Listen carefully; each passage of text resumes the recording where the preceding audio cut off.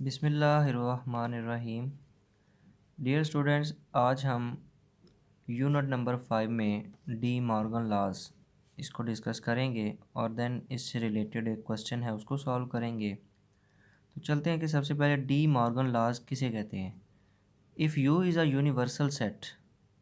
Universal set क्या होता है कि एक ऐसा सेट जो अंडर डिस्कशन हमारे पास जितने भी उस प्रॉब्लम में सेट्स हैं उन सब का सुपर सेट हो, यानी वो सबसे बड़ा सेट हो।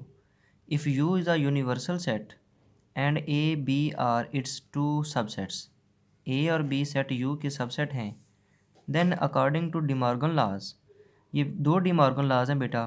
तो पहला De Morgan law है A intersection B whole complement. ये पूरी ब्रैकेट के ऊपर C लगा हुआ है, इसका मतलब है पहले आपने A इंटरसेक्शन B फाइंड करना है और फिर उस सेट का कॉम्प्लीमेंट फाइंड करना है। इज़ इक्वल टू, ये देखें ए के ऊपर कॉम्प्लीमेंट अलग है राइट साइड में, बी के ऊपर कॉम्प्लीमेंट अलग है। तो A complement union B complement. Note that the operation on the left hand side was intersection while on the right hand side is a union. कि आपके पास पहले डी मॉर्गन लॉ में लेफ्ट हैंड साइड में दो सेटों ए और B के दरमियान इंटरसेक्शन तकाते का अमल है, जबकि राइट हैंड साइड में यूनियन का अमल है। दूसरा डी मॉर्गन लॉ ये है बेटा कि अगर आप यहाँ पर इंटरसेक्शन की बजाय यूनियन लेते हैं तो फिर राइट हैंड साइड में क्या आ जाएगा, इंटरसेक्शन आ जाएगा। बाकी कॉम्प्लीमेंट के लिए आप सी लिख लें या प्राइम लगा लें, ये तो एक नोटेशन है, ये दोनों ही अलामतें कॉम्प्लीमेंट की हैं। तो A union B complement is equal to A complement intersection B complement. तो याद रहे कि बेटा डी मॉर्गन लॉज में लेफ़्ट और राइट साइड में ये ऑपरेशन सेम नहीं है। अगर इधर इंटरसेक्शन ले रहे हैं लेफ़्ट हैंड साइड में तो राइट हैंड साइड में यूनियन का ऑपरेशन आएगा। अगर आप लेफ़्ट हैंड साइड में यूनियन का ऑपरेशन लेते हैं तो राइट हैंड साइड में इंटरसेक्शन यानी तकाते का ऑपरेशन आएगा।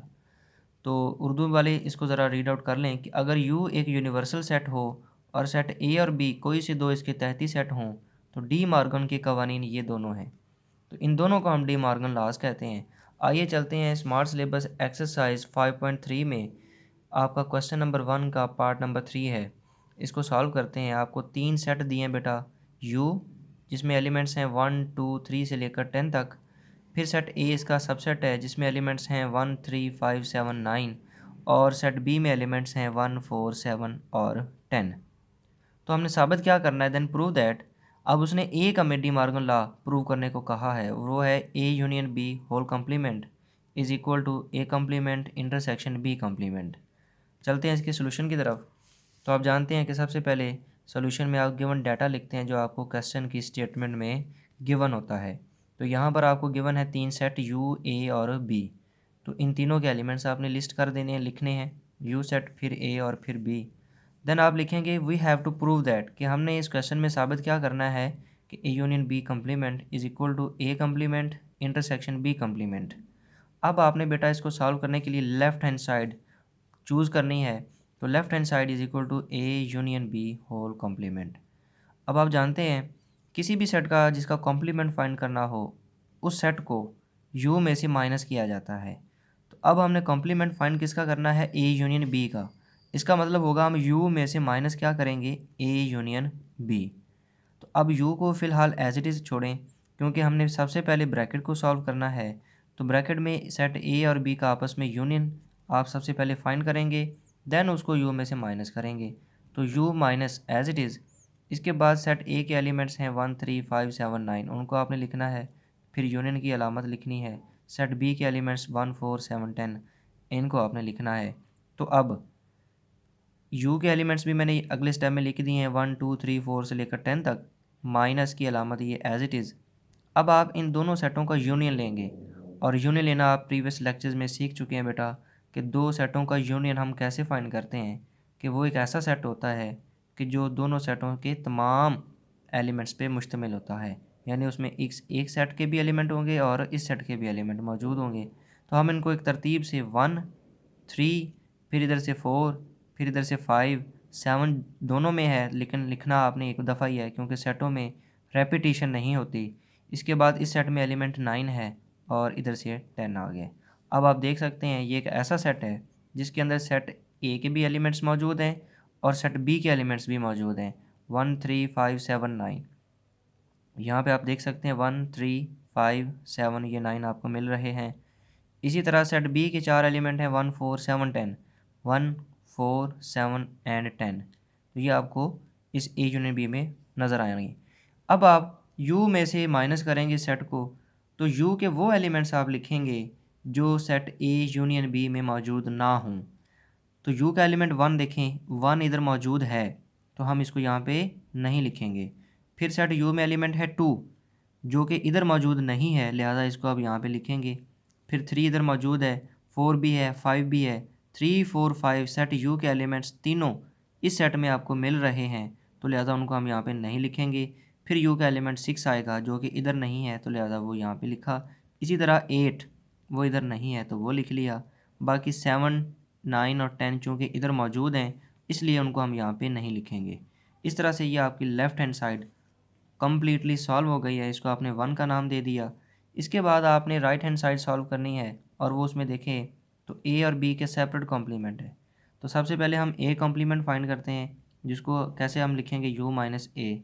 याद रहे कि जिस सेट का कॉम्प्लीमेंट लेना है उसको हम यू में से माइनस करते हैं। तो यू के एलिमेंट्स 1 2 3 4 से लेकर 10 तक माइनस सेट ए के एलिमेंट्स 1 3 5 7 9। तो ए कॉम्प्लीमेंट में 1 3 5 7 9 नहीं आएंगे, बल्कि बाकी 10 तक जो हैं इवन नंबर 2 4 6 8 और 10 ये हमारे पास ए कॉम्प्लीमेंट में आ जाएंगे। इसी तरह बेटा आप सेट बी का कॉम्प्लीमेंट फाइंड करने के लिए यू में से किसको माइनस करेंगे, बी को। जिस सेट का कॉम्प्लीमेंट लेना होता है उसी सेट को माइनस किया जाता है यू में से। अब आप यू के एलिमेंट्स लिखें माइनस फिर बी के एलिमेंट्स लिख दें। यू के वो एलिमेंट्स लिखेंगे जो बी सेट में मौजूद ना हों। तो सेट यू के एलिमेंट्स 2 3 5 6 8 और 9 ये ऐसे एलिमेंट्स हैं जो इधर मौजूद नहीं हैं। 1 हमने क्यों नहीं लिखा, क्योंकि 1 सेट यू में है और वो सेट बी में भी मौजूद है, तो लिहाजा ये हम यहाँ पे कॉम्प्लीमेंट में नहीं लिखेंगे। इसी तरह एलिमेंट इसका जो 4 है यू का वो बी में भी मौजूद है, लिहाजा 4 को हम यहाँ पे कॉम्प्लीमेंट में नहीं लिखेंगे। तो इस तरह से यह आपका बी कॉम्प्लीमेंट फाइंड हो गया है। अब राइट हैंड साइड आप लिखेंगे A complement intersection B complement. A complement हमने ये ऊपर ही फाइंड किया 2 4 6 8 10, तो ये इसके एलिमेंट्स लिखे, इंटरसेक्शन का ऑपरेशन लिखा। देन बी कॉम्प्लीमेंट जिसमें एलिमेंट्स 2 3 5 6 8 9 इनको आपने लिखा। अब आप दो सेटों का इंटरसेक्शन यानी कि तकाते लेना जानते हैं कि हम दो सेटों के तमाम कॉमन एलिमेंट्स जो दोनों सेटों में मौजूद होते हैं वो लिखते हैं इंटरसेक्शन में। अब दोनों सेटों में कॉमन एलिमेंट्स क्या हैं, तो वो हैं बेटा 2, उसके बाद 6 और उसके बाद है 8। यानी ये तीन एलिमेंट 2 6 और 8 ऐसे हैं जो दोनों सेटों में मौजूद हैं। इस तरह से ये हमारी राइट हैंड साइड सॉल्व हो गई है। इसको आपने 2 का नाम दिया फ्रॉम 1 एंड 2। अब आप देख सकते हैं कि पिछला जो हमने लेफ़्ट हैंड साइड सॉल्व की है उसमें उसका आंसर लेफ़्ट हैंड साइड का था 2 6 8, यही है 1। इसी तरह जो राइट हैंड साइड है उसका आंसर भी है 2 6 8, जो कि दोनों आपस में इक्वल हैं। सो दैट फ्रॉम 1 एंड 2 लिहाजा ये साबित हुआ कि A union B whole complement is equal to A complement intersection B complement. इस तरह से नेक्स्ट बेटा एक्सरसाइज 5.5 स्मार्ट सिलेबस में ये क्वेश्चन नंबर 5 आपका मौजूद है। तो इसमें आपको सेट एल और एम दिए हैं, ये सेट बिल्डर फॉर्म में दिए गए हैं। देन आपने फाइंड क्या करना है, इसमें रिलेशन फाइंड करने हैं from L to M. Set L से एम में सनाई रबत मालूम करने हैं और वो कोई से अपनी मर्ज़ी से नहीं करने, बल्कि ये आपको ख़ास कंडीशंस दी गई हैं, ये वाले आपने फाइंड करने हैं। सबसे पहले सॉल्यूशन में हम सेट एल और एम के एलिमेंट्स को लिखेंगे, फिर उनका क्रॉस प्रोडक्ट फाइंड करेंगे और देन ये जो कंडीशंस जो हैं इनके तहत हम ये दो रिलेशन मालूम करेंगे। तो आइए चलते हैं क्वेश्चन की तरफ। सेट एल आपको गिवन है L is equal to X such that, ये इसीलिए अलामत का मतलब है सच दैट, जबकि X belongs to N. N क्या है, नेचुरल नंबर्स का सेट जिसमें एलिमेंट स्टार्ट कहाँ से होते हैं, 1 से। 1 2 3 4 5 एंड सो ऑन। एंड इसको एंड पढ़ते हैं X less or equal to 5, यानी कि एक्स जो है वो इस सेट में मौजूद है और वो नेचुरल नंबर है। और कैसा नेचुरल नंबर, जो 5 से छोटा या 5 के इक्वल बराबर है। तो 5 से छोटे कौन कौन से नेचुरल नंबर हैं, 1 2 3 4 और देखें कि ये लेस देन के साथ एक नीचे जो लाइन लगी है, इसका मतलब x इक्वल टू 5 भी है। इसका मतलब इस सेट में एलिमेंट 5 भी आएगा। तो सेट L में फिर 1 2 3 4 5 ये एलिमेंट्स आ जाएंगे। Set M y such that y belongs to p। अब p जो है वो सेट बेटा होता है प्राइम नंबर्स का सेट, मुफरद अदाद का सेट। और मुफरद अदाद कैसे होते हैं? ऐसे अदाद कि जो अपने आप पे तकसीम होते हैं या फिर 1 पे डिवाइड होते हैं। तो कौन कौन से हैं जी प्राइम नंबर? सबसे पहले आता है 2, फिर 3, फिर 5, फिर 7, फिर 11, 13, इसके बाद 17, फिर 19 एंड सो ऑन। यानी ये ऐसे नंबर हैं जो सिर्फ अपने आप पे या फिर 1 पे डिवाइड होते हैं। एंड y लेस दैन 10, यानी 10 से छोटे प्राइम नंबर मुफरद अदाद सेट M में मौजूद हैं। तो देखें ज़रा, सबसे पहले क्या आएगा 2, फिर अगला प्राइम नंबर 3, फिर 5, फिर 7। 7 के बाद अगला प्राइम नंबर है 11 जो 10 से बड़ा है, और उसने कहा है कि y लेस दैन 10 है, यानी 10 से छोटे प्राइम नंबर हैं। तो वो बेटा यही 4 हैं, 2 3 5 एंड 7। यानी ये ऐसे नंबर हैं जिनके सिर्फ 2 ही डिवाइज़र हैं, इनको तकसीम करने वाले अदाद सिर्फ 2 हैं। जैसे कि यहाँ पे 2 है, तो ये किस किस पर डिवाइड होता है? ये 2 पर अपने आप पे या फिर 1 पे। इसके अलावा ये किसी और नंबर पर डिवाइड नहीं होता। इसी तरह 3 को आप देखें तो 3 भी 1 पे या फिर 3 पर डिवाइड होगा, इसके अलावा किसी और नंबर पर डिवाइड नहीं होगा, इसलिए इनको हम प्राइम नंबर्स कहते हैं। तो लिहाजा आपने सेट L और M के जो एलिमेंट्स हैं उनको टेबुलर फॉर्म में लिख लिया है। तो अब हमने इन दोनों का क्या मालूम करना है? क्रॉस प्रोडक्ट में बेटा सबसे पहले सेट L का नाम लिखेंगे, उसके एलिमेंट्स लिखें, फिर M का नाम, उसके एलिमेंट्स लिखें। क्रॉस प्रोडक्ट फाइंड करने आप जान चुके हैं कि हम इसमें ऑर्डर्ड पेयर लिखते हैं। और ऑर्डर्ड पेयर कैसे बनाते हैं कि पहले सेट का एक एलिमेंट उसके साथ दूसरे सेट के तमाम एलिमेंट्स का ऑर्डर्ड पेयर बनाया जाता है। L का मैंने एक एलिमेंट लिया 1, इस 1 के साथ दूसरे सेट के चारों एलिमेंट्स का पेयर बनाएं। इस 1 के साथ 2, फिर इस 1 के साथ 3, फिर इस 1 के साथ 5 और आखिर में इस 1 के साथ 7। 1 2 1 3 1 5 1 7, ये 4 मुतरतब जोड़े, 4 ऑर्डर्ड पेयर बन गए इस एलिमेंट 1 के साथ। इसी तरह सेट L का दूसरा एलिमेंट आपने 2 लिया और इस 2 के साथ भी ये चारों एलिमेंट्स का ऑर्डर पेयर बनाया, 2 2 2 3 2 5 2 7। ये देख सकते हैं आप 2 2 2 3 2 5 2 7। फिर आपने इसका एलिमेंट 3 लिया तो 3 के साथ भी ये चारों एलिमेंट्स का ऑर्डर पेयर बनाएंगे, 3 2 3 3 3 5 3 7। इनको लिखा। देन 4 के साथ भी ये चारों एलिमेंट्स रिपीट करें, 4 2 4 3 4 5 4 7। इनको लिखने के बाद 5 के साथ जो इसका आखिरी एलिमेंट है उसके साथ भी ये चारों एलिमेंट्स का ऑर्डर पेयर बनाएंगे, 5 2, फिर 5 3, फिर 5 5 और आखिर में 5 7। इस तरह से अब आप ये अंदाज़ा लगाएं कि ये हमारे टोटल ऑर्डर पेयर्स क्या मुकम्मल हैं या कोई मिसिंग तो नहीं है। उसके लिए क्या रूल था बेटा कि सेट L में देखें कितने एलिमेंट्स हैं, इनकी तादाद काउंट करें, 1 2 3 4 5। दूसरे सेट M में 1 2 3 4, इसमें 5 एलिमेंट हैं, इसमें 4 एलिमेंट हैं, 5 को 4 से ज़रब दें तो आंसर क्या आएगा? 20 अब आप ये ऑर्डर पेयर काउंट कर लें तो ये 20 होने चाहिए। 1 2 3 4 5 6 7 8 9 10 11 12 13 14 15 16 17 18 19 20। इस तरह से ये आपकी वेरिफिकेशन हो गई कि सेट L क्रॉस M में हमारे जो ऑर्डर पेयर्स हैं जो हमने बनाने थे वो मुकम्मल हैं। अब बेटा आप जानते हैं कि बाइनरी रिलेशन सनाई रबत जो होता है वो किसी कार्टेशियन प्रोडक्ट का सबसेट होता है। अब यहाँ पर हमें जो है जो सनाई रवाबत बनाने हैं वो अपनी मर्ज़ी से नहीं बनाने, बल्कि ये दो आपको कंडीशन दी गई हैं, इनके तहत आपने ये फाइंड आउट करने हैं। चलते हैं जी, पहला ऑर्डर पेयर R2 लिखा हुआ है ब्रैकेट x कॉमा वाई, यानी ऐसे order pairs such that y is equal to x, यानी कि ऐसे ऑर्डर पेयर जिसमें x और y ये दोनों एलिमेंट्स आपस में बराबर हों, इक्वल हों। तो वो ऑर्डर्ड पेयर आप लिखेंगे सेट R2 में जिनमें ऑर्डर्ड पेयर का पहला और दूसरा एलिमेंट्स दोनों इक्वल हों। तो चलें ज़रा L क्रॉस M में देखें कौन कौन से ऐसे ऑर्डर्ड पेयर हैं कि जिनका first and second element equal है। तो ज़रा स्टार्ट से देखिए 1 2। अब ये इस ऑर्डर पेयर में x और y की वैल्यूज़ इक्वल नहीं हैं, 1 3 में भी इक्वल नहीं है, 1 5 में भी इक्वल नहीं है, 1 7 में भी नहीं। तो ज़रा देखिए 2 2, इसमें x की वैल्यू भी 2 है, y की वैल्यू भी 2 है, यानी फर्स्ट और सेकंड एलिमेंट क्या हैं, इक्वल। यही हमें कंडीशन बताई गई है कि जिसमें पहला और दूसरा एलिमेंट आपस में बराबर हों, इक्वल। इसलिए बेटा 2 2 ये ऐसा ऑर्डर्ड पेयर है जो इस कंडीशन को फुलफ़िल करता है, यानी ये इस कंडीशन पे पूरा उतरता है।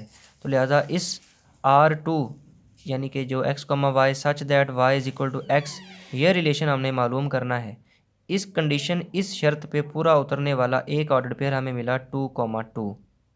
इसके बाद अगर आप थोड़ा सा आगे देखें तो आपको एक एलिमेंट और नज़र आएगा 3 3, यानी इसमें भी पहला और दूसरा एलिमेंट आपस में बराबर हैं। इसी तरह 5 5, इसमें भी दोनों एलिमेंट्स पहला और दूसरा इक्वल हैं। अब ज़रा सोचने वाली बात यह है कि यहाँ पर हमने 1 1 या फिर 6 6 या 7 7 ये ऑर्डर्ड पेयर नहीं लिखे। तो बेटा याद रखें कि रिलेशन जो होता है वो कार्टेशियन प्रोडक्ट का सबसेट होता है, यानी इसके जो ऑर्डर्ड पेयर हैं वो आपको ऊपर वाले दो सेटों के क्रॉस प्रोडक्ट में मिलने चाहिए। तो क्योंकि 1 1 सेट L क्रॉस M में मौजूद नहीं है, लिहाजा उसको हमने यहाँ पे नहीं लिखना। बेशक वो इस कंडीशन पे पूरा उतरता है क्योंकि उसके भी पहला और दूसरा एलिमेंट आपस में इक्वल हैं। इसी तरह 6 6 या 4 4, उसमें भी पहला और दूसरा एलिमेंट तो इक्वल हैं, लेकिन उनको हम R2 में नहीं लिखेंगे। क्यों? कि वो सेट L क्रॉस M में मौजूद नहीं है। इसके बाद बेटा आपने जो दूसरा बाइनरी रिलेशन R3 मालूम करना है वो है x, y ऐसे ordered pair such that x plus Y is equal to 6, यानी कि ऐसे मुतरतब जोड़े जिसमें x में y को जमा करें तो जवाब आपको 6 मिले। इस कंडीशन पे पूरा उतरने वाले आपने जो ऑर्डर्ड पेयर हैं वो सेट R3 में लिखने हैं। तो चलिए ज़रा L क्रॉस M का पहला ऑर्डर्ड पेयर है 1 2।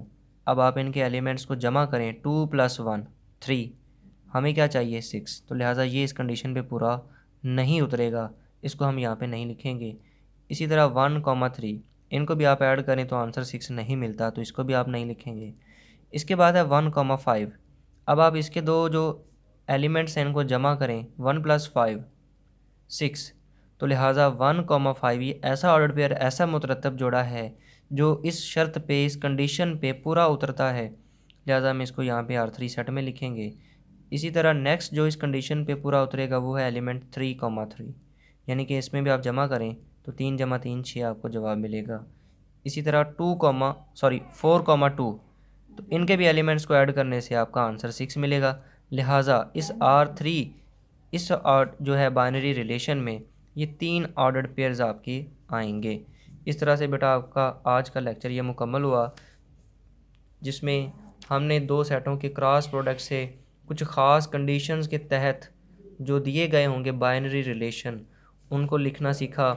फिर हमने डी मॉर्गन लॉज, ठीक है, सेटों के ऊपर इनको पढ़ा और इनकी डेफिनेशन के साथ साथ आपको ये एक क्वेश्चन भी सॉल्व करवाया। तो अगर आपको डिफ़ाइन डी मॉर्गन लॉज आ जाए तो बेटा ये उसकी डेफिनेशन है, और ये फिर आपने दोनों ही लॉज को लिखना है कि अगर इधर लेफ़्ट हैंड साइड में आप इंटरसेक्शन लेते हैं तो राइट हैंड साइड में यूनियन आएगा, अगर आप लेफ़्ट हैंड साइड में यूनियन लेते हैं तो राइट हैंड साइड में इंटरसेक्शन आएगा। थैंक यू बेटा, अल्लाह हाफिज़।